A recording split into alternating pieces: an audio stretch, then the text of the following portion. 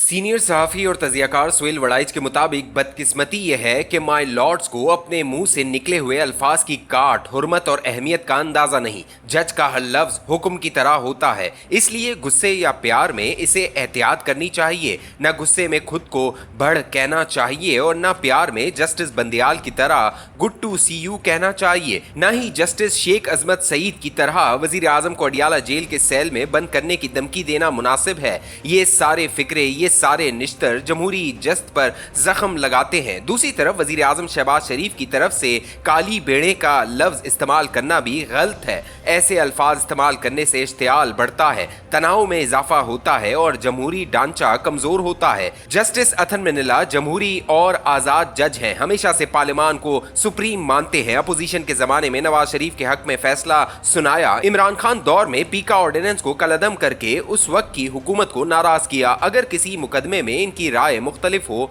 तब भी इनका एहतराम आईनी और इखलाकी तकाजा है। वजीर आजम हो या कोई भी आम शहरी, इसको आईनी तौर पर फैसलों पर तनकीद का हक तो हासिल है, लेकिन जज को काली बेड़ कहने का इख्तियार नहीं है। बेनजीर भुट्टो अदलिया को चमक का शिकार करार देती थीं। जुल्फिकार अली भुट्टो के खिलाफ फैसले को सहाफियों और वकीलों ने जुडिशल मर्डर करार दिया। ये तनकीद का मुहज़्ज़ब अंदाज था। अगर तनकीद करनी भी हो तो इसी लतीफ पैराए में करनी चाहिए। हमारी बदकिस्मती का आगाज अदलिया और ताकतवरों के दरमियान इश्तराक से हुआ। गवर्नर जनरल मलिक गुलाम मोहम्मद के ज़ई बिरादरी से ताल्लुक रखते थे, फाइनेंस के बहुत बड़े माहिर थे। दूसरे जस्टिस मुनीर भी के ज़ई बिरादरी से ताल्लुक रखते थे। दोनों के इश्तराक ही की वजह से नजरिए जरूरत का फैसला आया और जमहूरियत के लिए जमीन तंग होती चली गई। यहाँ बिरादरी के हवाले से एक लतीफा नुमा वाकया भी याद आ रहा है। जनरल ज़ियाउल हक का मार्शल्ला था, जनरल KM आरिफ इनके दस्ते राज थे। वो भी ककेज़ई बिरादरी से ताल्लुक रखते थे। वो लाहौर आए तो बिरादरी ने इनके एजाज में महफिल बर्पा की। मुकर्रीन ने इस बात पर जोर दिया कि KM आरिफ चूंकि हमारी बिरादरी के हैं, इसलिए सारी बिरादरी मार्शल्ला का साथ दे। आसमा जहांगीर के वालिद मलिक गुलाम जिलानी भी महफिल में मौजूद थे कि वो भी इसी बिरादरी से ताल्लुक रखते थे। वो इस तजवीज पर खड़े हुए और कहा कि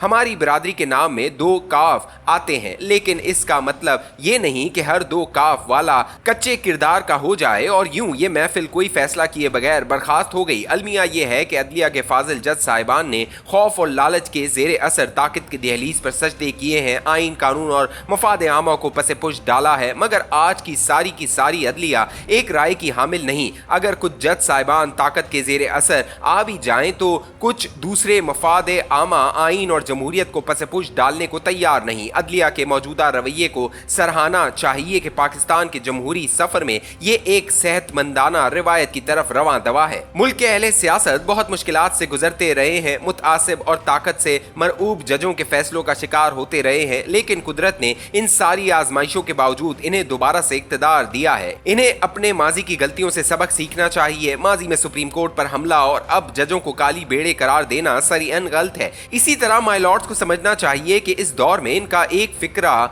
लफ्ज या तंज फौरन वायरल हो जाता है, जिसका मतलब ये होता है कि किसी भी मुकदमे के फैसले से पहले ही इनका जहन पड़ा जाता है। इससे माय लॉर्ड्स का तासुर मजरू होता है। अदलिया हो या अहले सियासत, इन्हें समझना चाहिए कि वो दोनों जमहूरियत के पेड़ की ही 2 शाखें हैं। अगर एक शाख गिर गई या इसे नुकसान पहुंचा तो ताकतवर हवाएं दूसरी शाख को भी खसो खाशाक की तरह उड़ा ले जाएंगी। जबान का जख्म सबसे गहरा होता है। जारहाना और पुरतशद्दुद माहौल में अहले सियासत और माय लॉर्ड्स अपनी जबानों से जो जख्म लगा रहे हैं वो मुल्क के जमहूरी बदन पर कचूके लगाते रहेंगे। क्या अहले सियासत को याद नहीं कि जुल्फिकार अली भुट्टो अपने खिलाफ कत्ल के मुकदमे के दौरान मुतआसिब और कीना नवाज जजों को बार बार माय लॉर्ड्स कहकर मुखातिब करते रहे? क्या हमें याद नहीं कि तारीख का लाफानी किरदार सुकरात मुंसिफों के गलत फैसले पर साथ कहते हुए जहर का प्याला पी गया और कहा कि अगर आज सुकरात ने इस गलत फैसले को न माना तो कल लोग मुंसिफों के सही फैसले को भी नहीं मानेंगे। इंसानी माशरत ने सदियों की मुसाफत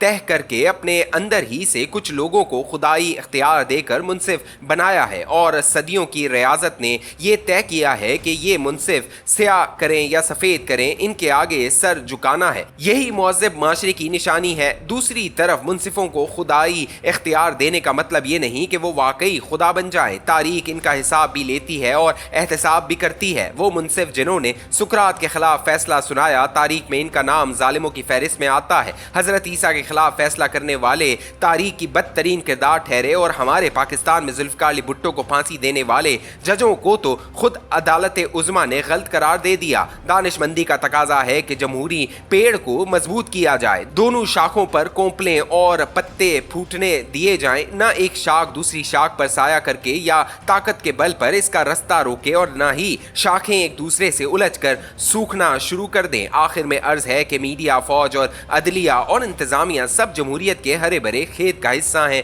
कोई पत्ता है तो कोई तितली, कोई फूल है तो कोई फल। जमहूरियत के सब्जे को बरकरार रखने के लिए जरूरी है कि इस खेत के सारे हिस्सेदार इसकी हिफाजत करें। हमें न तो काली भेड़ों की जरूरत है जो सब्जे को खाएं और न भड़ों और भूंडों की जो इस खेत के बासियों को डराएं। हमें तो खूबसूरत तितलियों की जरूरत है जो अपनी मौजूदगी से जमहूरी खेत को बाग में तब्दील कर दें, जहां जमहूरी बुलबुलें और कोयलें खुशी के गीत गाएं, इसके बासी बाग के जमहूरी फल खाएं और हर तरफ खुशी और इत्मीनान का दौर दौरा हो।